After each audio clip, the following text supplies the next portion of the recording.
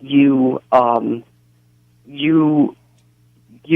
look to God for ways to go forward if you're in a crisis pregnancy. And people who are pro-life want to help these women to find a solution out of their difficulties, and killing is not one of them. And in the pro-life movement, we do not want to pull the wool over anybody's eyes, unlike pro-abortion people. They will not give you the truth about what abortion does to a mother, how it destroys a mother, how mothers sing to their babies, and it's written in their heart to protect that baby and love that baby. And some mothers have who have had abortions have expressed that they've sung to their baby. They love these babies. We need to have compassion for these women. We cannot live in a state where we condemn them for what they're about to do. We want to show them that we offer real help and real hope. Hey, can I ask you something? How did we get to this place where we are today? Of course, we know that it can be illegal in 1973. But how did we get to this place where we are today, where people actually believe that it's a constitutional right? This is what I hear people saying. That it's a constitutional right for them to go into a clinic and from conception up until at any point in their pregnancy and they can snuff out their baby. Where did our society come to this place? Like you say, women, we know that the basis is women love their children. They'll protect their children from anything. But we done got to a place now where, and I can say for myself as a man that men have to take responsibility for this. Women didn't just all of a sudden start making this decision to abort their children at these mass numbers on their own. It was because of men not taking responsibility. Well, Del, when I was growing up, I used to hear it all the time that my parents would say this, my grandparents would say this, that we're trying to make a better world for our children and our grandchildren to live in. And everything has turned upside down, and what is right is now wrong, and what was wrong is now right, and we've perverted God's law, and the devil is very, very, very active in our world, and we have to understand that and respect that. And people I do not believe these days appreciate the fact that he's alive and well and telling lie after lie after lie, and people are buying into that lie. Sandie? And now we're in a society where people are not working to build a better life for their children and grandchildren. They're actually killing their children and grandchildren so that they can have a better quality of life. Sandie? We bought into that lie. Yes. I believe that Donald Trump opened up a very important idea for the pro-life community to look at, and that is that if abortion was made illegal, should the mother be prosecuted? Now, in the pro-life movement, we believe that abortion is murder. So if a woman is committing murder by allowing herself to have an abortion, isn't she culpable? No. Women these days, young women, have been lied to. They don't know what the truth is. Our laws, the fact that something is legal makes them think that it's okay, but just because it's legal doesn't make it right. And there's no national pro-life leader that believes that a mother should be punished if she has an abortion. So then we don't believe that abortion is murder.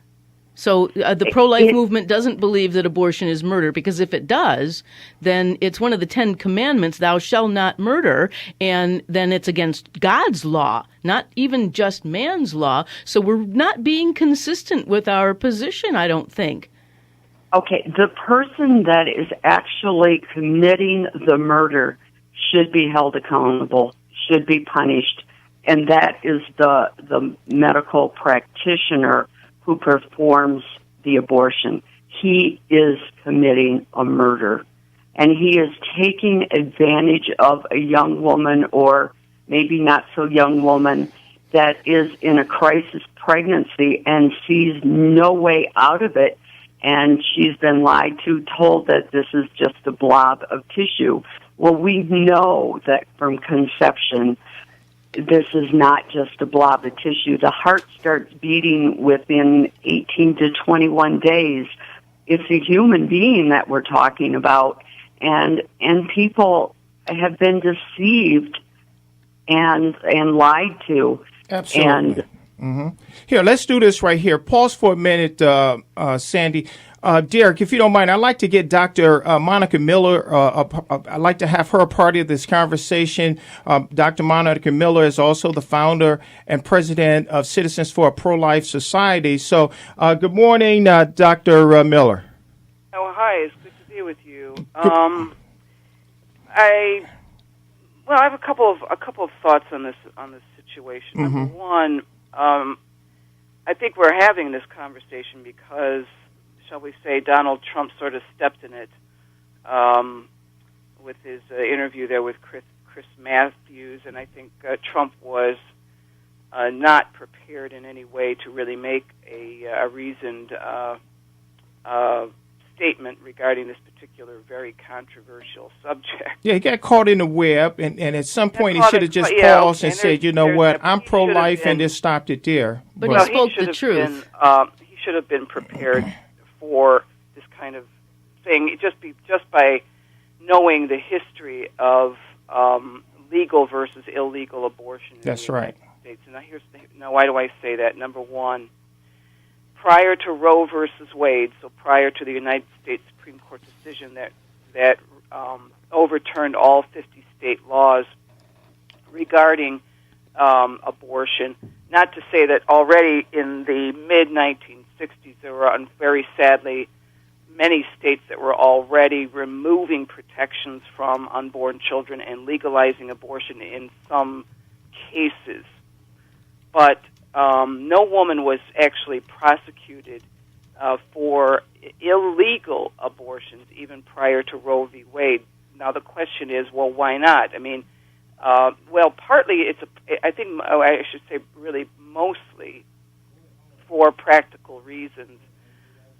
First of all, very difficult to prosecute the woman. Secondly, if the women are being prosecuted, they're not going to turn state's evidence. They're not going to cooperate with law enforcement agencies in order to go after the actual illegal abortion providers. So there were a lot of practical reasons why women would not be prosecuted prior to Roe v. versus Wade. And Sandie is right. There is no major or any really pro-life leader that would be, including myself, that advocates, promotes any kind of idea that women even should, and we do want and hope and work for and pray for the reversal of Roe versus Wade. That even as we go forward, that women would be prosecuted for what would then be, again, illegal abortions. There's a lot of reasons why, and I think one of the reasons may be compassion. We don't. That doesn't necessarily mean, ergo, abortion is not murder. It's murder. It's violence. It's atrocious. It's a barbaric procedure. Having said that, I do think, nonetheless. Now, I think we should maybe at least consider something like this, should women necessarily be going to jail? Should women, or, by the way, it's not just women, okay? What about the man who got her pregnant and abandons her? What about the man who gets her pregnant? There's something happened in order to produce a child that is not wanted.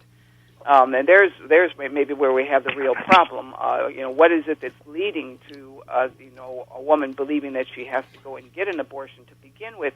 Anyone who aids or abets the abortion, aids or abets the killing of this unborn child, maybe we need to be taking a look at that as well, not just the woman. And so in any case, should we have some kind of a quote-unquote penalty that is actually remedial? In other words, that the woman, should law enforcement agencies arrest a woman or the man or the person who paid for the abortion or whatever, if it's known that an illegal abortion took place, first of all, there would be immunity for the woman should she turn state's evidence against the abortion provider, the illegal abortion provider. So there would be immunity there. The law always takes into consideration mitigating circumstances and what was the personal situation of the woman at the time of the abortion. So mitigating circumstances is something the judicial system always looks at.